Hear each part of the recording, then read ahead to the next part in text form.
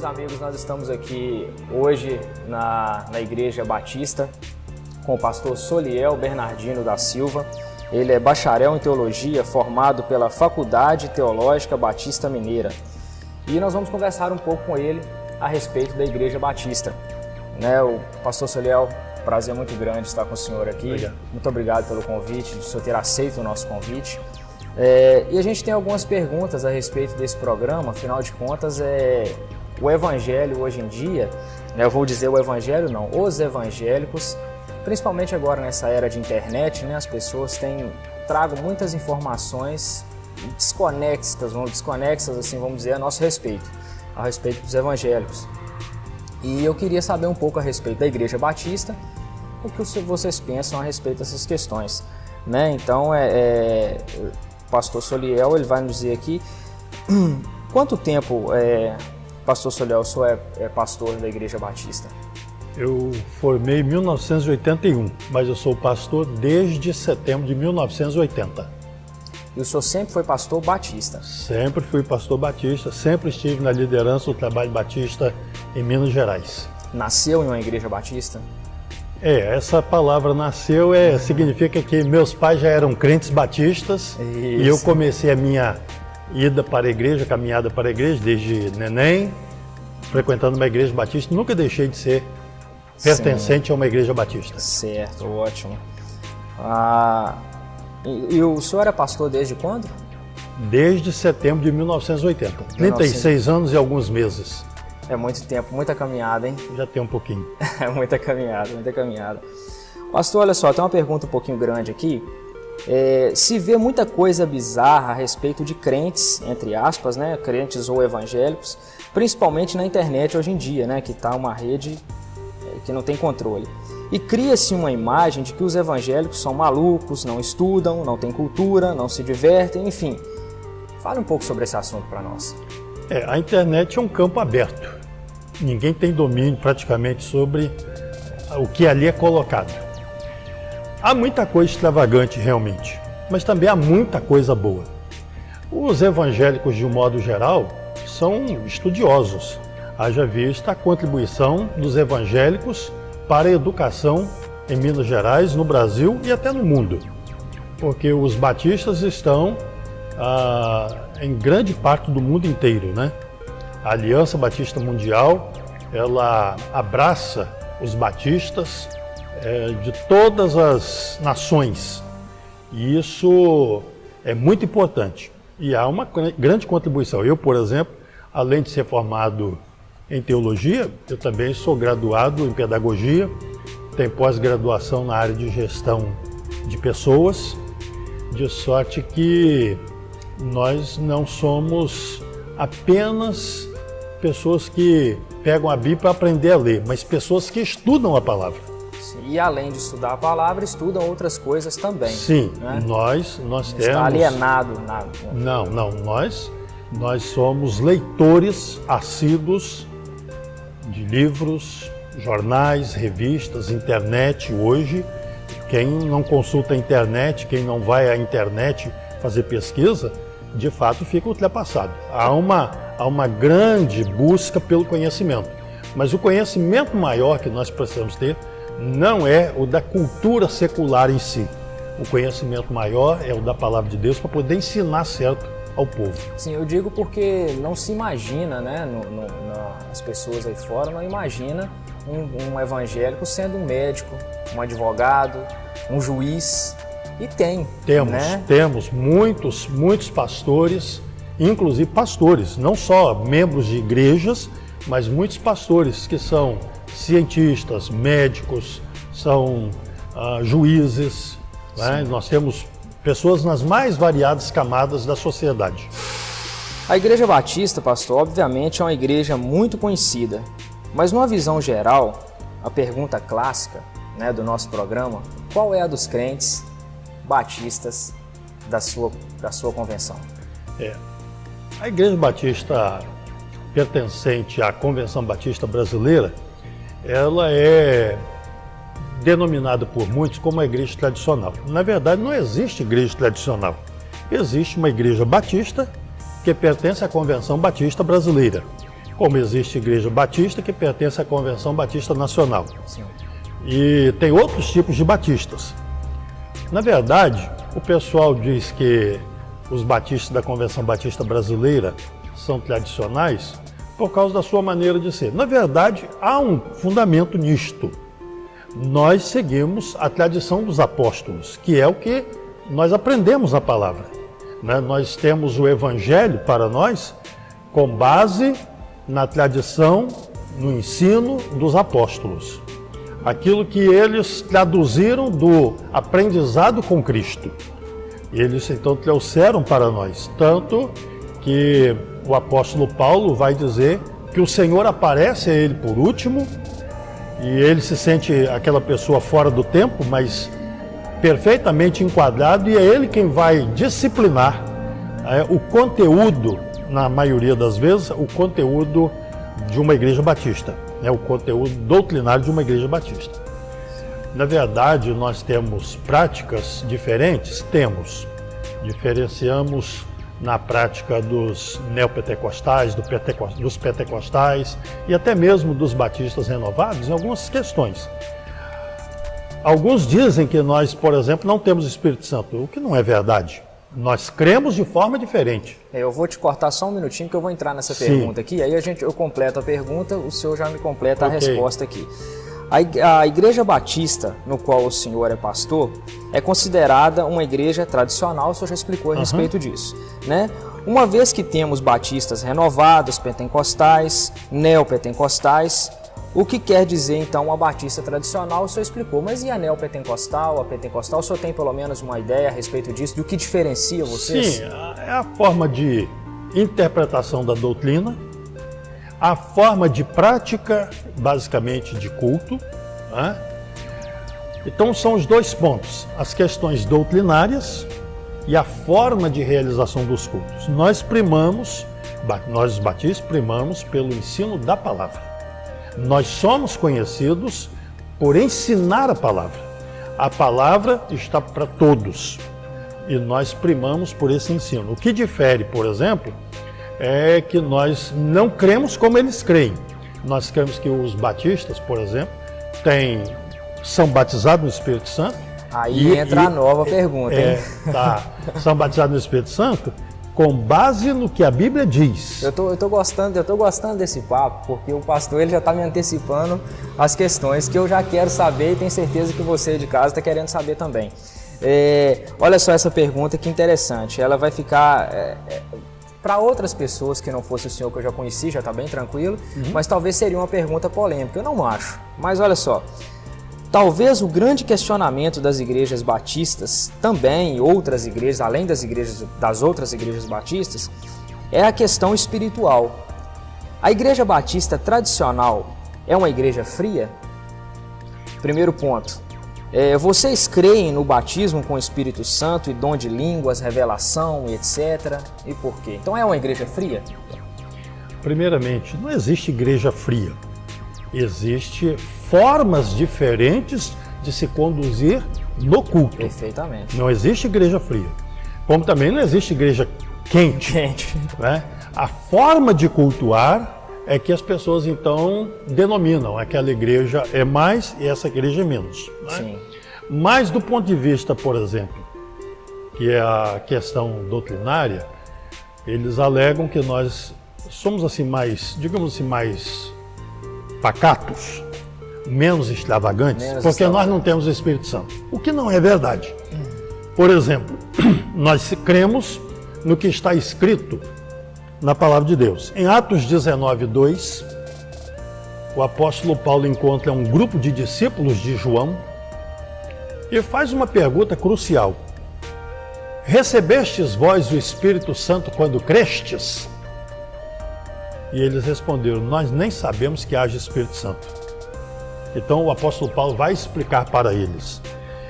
A pergunta em si já traz a resposta. Quando é que se recebe o Espírito Santo? Quando se crê. E a partir do momento que você crê, você é batizado no Espírito Santo.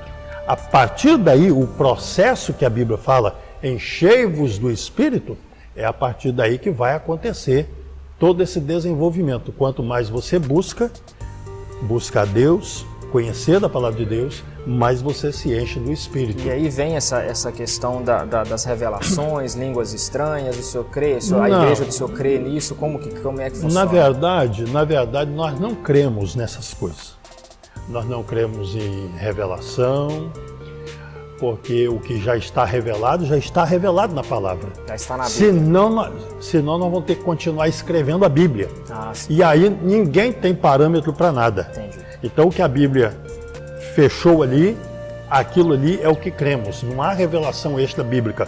Nós não temos outros livros que vão acompanhar para dar suporte à Bíblia.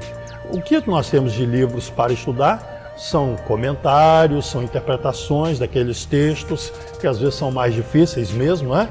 E que a gente vai buscar conhecimento. Mas a Bíblia é a palavra de Deus, e o Novo Testamento é a nossa regra de fé e prática. Porque hoje há um desejo de muitos de quererem voltar às práticas do Velho Testamento, realizar as festas do Velho Testamento.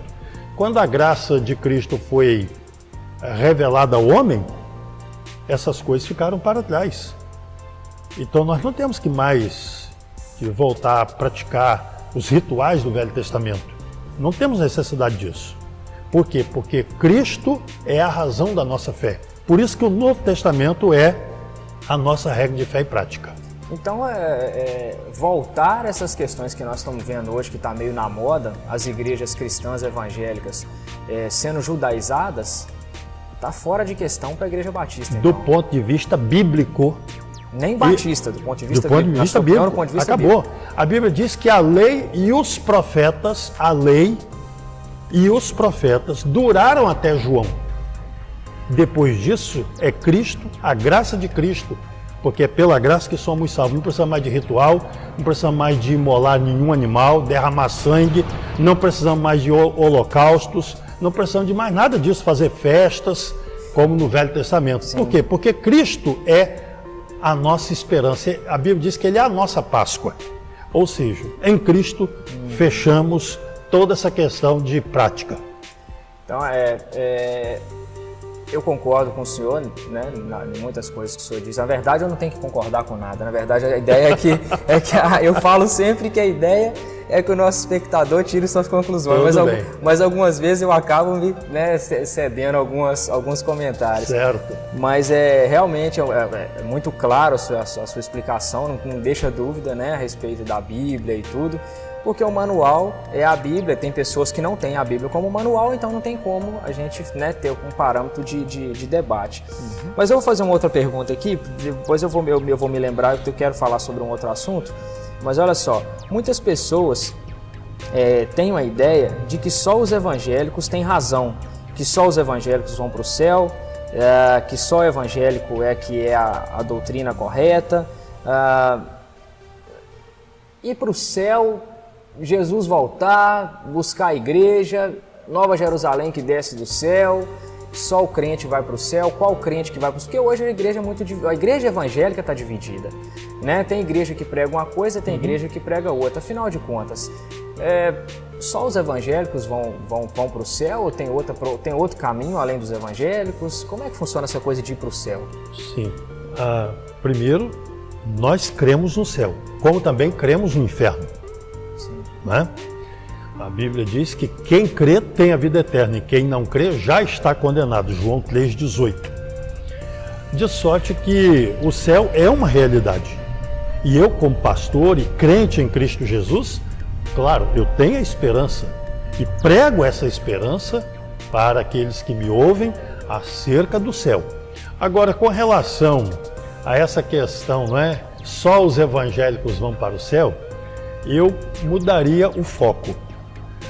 Não só os evangélicos vão para o céu, mas aquele que crê em Jesus Cristo como Senhor e Salvador, esse vai para o céu. Por quê? A Bíblia diz, Jesus não veio para condenar o homem, ele veio para salvar. Quem nele crê não é condenado, mas quem não crê já está condenado. Portanto, o céu está reservado aos que creem. Não importa se ele está na Igreja Batista ou em outro segmento. Por exemplo, o ladrão na cruz ao lado de Jesus. Ele não teve nenhum segmento religioso. E a gente costuma dizer que o ladrão na cruz inaugurou o paraíso, né? Na Até verdade. então ele não exigia, ele falou, ainda hoje estarás comigo no paraíso. Ele não tinha falado do paraíso. Jesus ainda. vai garantir isso para ele, e ali não tem nenhum tipo de igreja especificado. Mas ali está o ato dele crer em Jesus. Ele diz, nós estamos recebendo o que os nossos feitos mereciam, mas o Senhor nenhum mal fez. Lembra-te de mim. E Jesus vai dizer o que é ele. Hoje mesmo estarás comigo no paraíso. Mas só que aí vem uma questão um pouco mais complexa que a gente estuda e sempre bate nessa mesma tecla, né? Temos hoje, por exemplo, a igreja evangélica, nós fomos protestantes, depois nós fomos passados para crentes, hoje nós somos evangélicos, aí tem os gospel, enfim. Antigamente era só o catolicismo, né? Então hoje o catolicismo ainda existe. Então, se existiu esse rompimento da igreja evangélica com a igreja católica, porque principalmente ao que se diz, né, ao que se comenta, ao que se fala, ao que se estuda, a igreja católica pega muito na questão da idolatria, né, a respeito de imagens, esculturas e tudo, a possibilidade então de um católico, mesmo ele crendo em Jesus Cristo, mas ele crê em outros santos ou tem respeito por um santo, a possibilidade de um católico herdar o reino do céu? Olha, o juízo não é meu, o juízo é de Deus. Mas Jesus diz que Ele é o único caminho. Portanto, se você arranjar outros caminhos, com certeza você contraria o que Jesus mesmo declarou. Em João 14,6. Eu sou o caminho, a verdade e a vida. Ninguém vem ao Pai senão por mim. Não existe terceira via. Mas pode ter, mesmo que, por exemplo, eles não têm, talvez eles tenham Maria como uma intercessora, já ouvi alguns dizerem isso, que intercede junto ao Pai e tal. Mas talvez eles não tenham um santo ou Maria como quem é o caminho, né, que leva até o Pai. Mas tem aquele santo lá na prateleira, na estante, aquilo. Isso, de um certo modo, impede a vida deles com Deus e até mesmo a salvação? Olha, biblicamente falando, ou no seu ponto de vista? No meu ponto de vista, a Bíblia diz assim, não terás outros deuses diante de mim. Qualquer coisa que concorra com a pessoa do Senhor, naturalmente o Senhor já rechaçou. Não terás, ou seja, ele não aceita. É exclusividade. Ou você adora ele, ou você não adora. Jesus diz, quem é por mim, ou quem é por nós, não é contra nós. Sim. Ou seja, ou você anda com Cristo, ou você não está com Cristo. Não é uma questão de ser batista ou não ser batista. É o princípio da palavra que declara claramente que a salvação é tão somente por meio da fé em Cristo. Não existe terceira via. Não existe mediador. Aliás, a Bíblia diz isso, né? Há um único mediador entre Deus e os homens. E esse mediador é Jesus Cristo. Não é nenhum santo, não é nenhuma igreja, não é nenhuma pessoa, não é nenhum líder religioso. O intermediário, né, o mediador entre Deus e os homens é Jesus Cristo. Pastor, já estamos encerrando já. Foi muito esclarecedor. Eu já quero, de antemão, te convidar para uma próxima entrevista. E gostaria que o senhor aceitasse diante da nossa câmera. Sem problema. Porque nós queremos aprofundar um pouco mais na questão teológica da igreja. Mas esse é um primeiro contato, assim como os demais pastores, para a gente conhecer a Igreja Batista. Sem problema. Entre aspas, né, tradicional, que o senhor nem gosta que fale esse nome, mas é o que se conhece, né? Então, a gente quer ter um outro contato para a gente aprofundar um pouco mais em aspectos teológicos. Porque tem muita gente que estuda, que está fora do evangélico, nós já provamos aqui que evangélico também estuda, né? Mas pessoas que querem entender um pouco mais. Mas uma última pergunta, só para deixar um gostinho para as pessoas que estão nos assistindo, para ver do que nós vamos falar depois. A Igreja Batista, ela é a Igreja Batista, lembrando que da Convenção Batista Brasileira. Sim. É uma Igreja Batista calvinista, arminiana, wesleyana, luterana? Na verdade, o segmento batista ele é muito mais ligado ao arminianismo do que ao calvinismo, porque seriam essas duas, os outros menos, né? Mas a linha divisória dos batistas está mais para o lado do arminiano do que para o lado do calvinista, embora tenhamos também pastores, por exemplo, que são defensores da linha calvinista. Sim. Eu, particularmente, não defendo. Eu sou mais da linha arminiana. É claro que tem implicações, tem, mas não é o caso aqui agora da gente... Sim, nós vamos falar isso na outra oportunidade. Mas a defesa da minha fé, ela é baseada no arminianismo e não no calvinismo. E é interessante isso porque as pessoas que falam a respeito de batista tradicional, a maioria deles são arminianos, né? Então por aí a gente vê como que a gente está falando, as pessoas, os evangélicos, os cristãos, nós estamos basicamente falando a mesma coisa, mas seguindo para lados opostos, né? Então a gente está, hoje em dia a gente vê, eu tenho alguns amigos, né, pastores, tanto arminianos como calvinistas.